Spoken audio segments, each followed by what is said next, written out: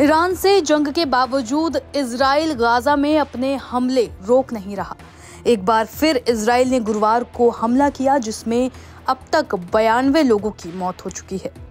और आपका दिल शायद ये सुनकर पसीज जाएगा कि इन लोगों पर हमले तब हुए जब यहाँ ये सभी खाने का इंतजार कर रहे थे।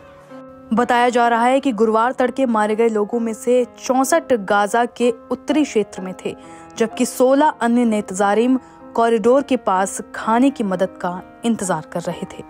सोचिए कि वो आंखें जो जिंदगी का इंतजार कर रही हों, उन्हें खाने का एक टुकड़ा भी नसीब ना हो और उन सभी को मौत के घाट उतार दिया जाए।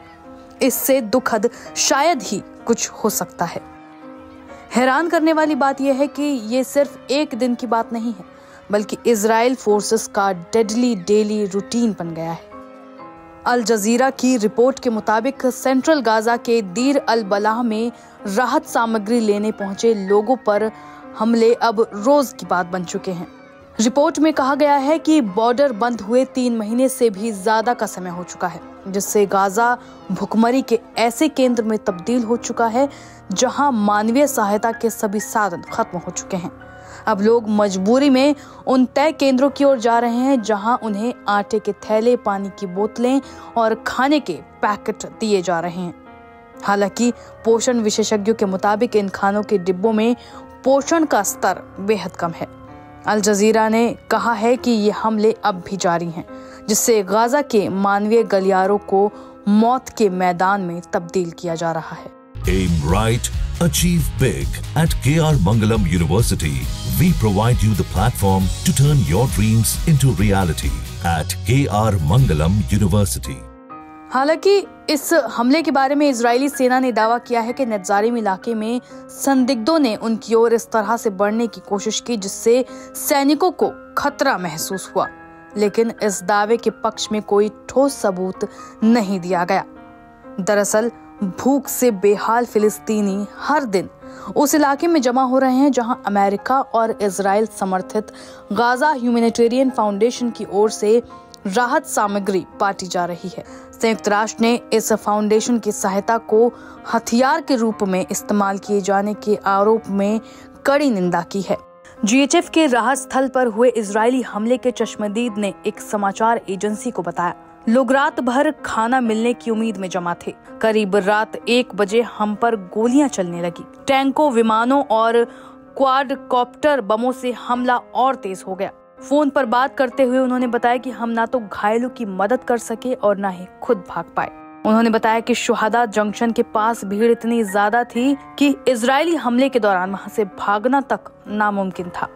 वहीं इजरायली सेना का कहना है कि उन्होंने संदिग्धों को खुद से दूर करने के लिए चेतावनी देने के लिए गोलियां चलाई और फिलहाल उन्हें किसी के घायल होने की जानकारी नहीं है। इसके अलावा गाजा के अल-शाती रिफ्यूजी कैंप में एक इजरायली ड्रोन हमले में 13 फिलिस्तीनियों की मौत हुई है। यह हमला उस समय हुआ जब लोग एक अस्थायी टेंट में इलेक्ट्रॉनिक डिवाइसेस चार्ज कर रहे थे। इसके अलावा उत्तरी गाजा के जबालिया इलाके में इजरायली विमानों ने कई घरों को निशाना बनाते हुए बमबारी की। गौरतलब है कि राहत सामग्री वितरण केंद्रों पर बढ़ते हमले गाजा में लगातार बिगड़ते हालातों का सबूत हैं, जहां लोग अब भोजन के लिए अपनी जान तक जोखिम में डाल रहे हैं। अल जजीरा के मुताबिक हर दिन गाजा में सिर्फ सीमित संख्या में ट्रक प्रवेश कर पा रहे हैं और लोग बेहद निराश हैं। वे उन ट्रकों से जो भी मिल सके लेने की कोशिश करते हैं, उसी दौरान उनकी जान ले ली जाती है। पिछले 24 घंटों की बात करें तो 69 शव, जिसमें 2 हालिया हमलों के बाद बरामद किए गए हैं और 221 घायल गाजा पट्टी के विभिन्न अस्पतालों में लाए गए हैं। ये जानकारी वहां के मेडिकल सोर्सेज ने दी है। वहीं गाजा हेल्थ मिनिस्ट्री की माने तो अक्टूबर 2023 में युद्ध शुरू होने के बाद से अब तक कम से कम 55,706 लोगों की मौत हुई है और 1,30,101 लोग घायल हुए हैं।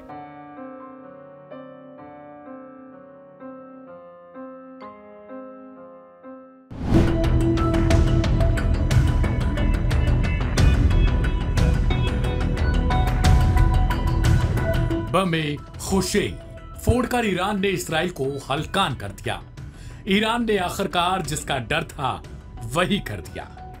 इसराइल के लिए जिस हथियार को उसने सालों से बचाकर रखा, आखिरी में उसे जंग में उतारकर नेतन्याहू की सांसों की धड़कनों को बढ़ाकर रख दिया, जिसका नाम सुनकर भी इसराइली अब भय में जा चुके हैं, जिसे ईरान में फारसी में बम खुशेई के नाम से जाना जाता है।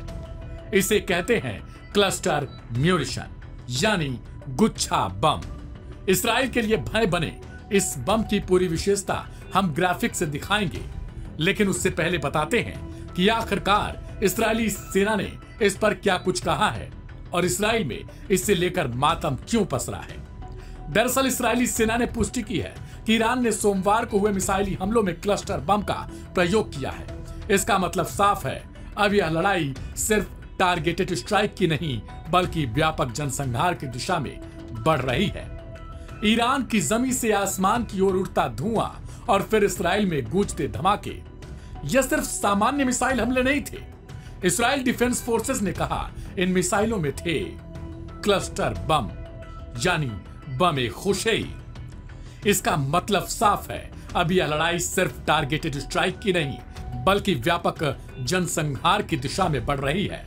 ईरान की जमीन से आसमान की ओर उड़ता धुआं और फिर इसराइल में गूंजते धमाके, ये सिर्फ सामान्य मिसाइल हमले नहीं। इन मिसाइलों में क्लस्टर म्यूनिशन, यानी वो बम जो एक बार में कई हिस्सों में फट जाते हैं और तबाही बिखेरते हैं। Aim right, achieve big. At KR Mangalam University, we provide you the platform to turn your dreams into reality. At KR Mangalam University. तेल अवीव और आसपास के इलाकों में मिले छोटे छोटे बमों के टुकड़े ये साबित करते हैं कि ईरान ने इस हमले में अत्याधुनिक और बेहद घातक हथियारों का इस्तेमाल किया है। विशेषज्ञों का दावा है कि ईरान ने इस बार MIRV टेक्नोलॉजी का भी उपयोग किया है, यानी एक ही मिसाइल कई अलग अलग टारगेट्स पर हमले में अब तक 24 लोगों की मौत हो चुकी है, जिनमें कई नागरिक शामिल हैं। सैकड़ों घायल हैं। अस्पतालों में अफरा तफरी का माहौल है। मानवाधिकार संगठनों ने ईरान के इस कदम की निंदा की है। ह्यूमन राइट्स वॉच और एमनेस्टी इंटरनेशनल ने कहा क्लस्टर बमों का प्रयोग युद्ध अपराध के दायरे में आता है। संयुक्त राष्ट्र महासचिव एंटोनियो गुटेरस ने भी चिंता जताई और कहा कि इस प्रकार के हथियार क्षेत्रीय स्थिरता को खतरे में डाल सकते हैं। लेकिन ईरानी समर्थकों का कहना है कि यह चिंता तब कहां थी जब गाजा में नरसंहार हो रहा है, जब गाजा में हजारों फिलिस्तीनियों को मौत के घाट उतार दिया गया। अब सवाल है कि आखिर क्लस्टर बम होते क्या हैं जिनसे इसराइल में मातम पसर चुका है। तो इसका जवाब हम आपको बताते हैं कि आखिरकार बम खुशेई है क्या।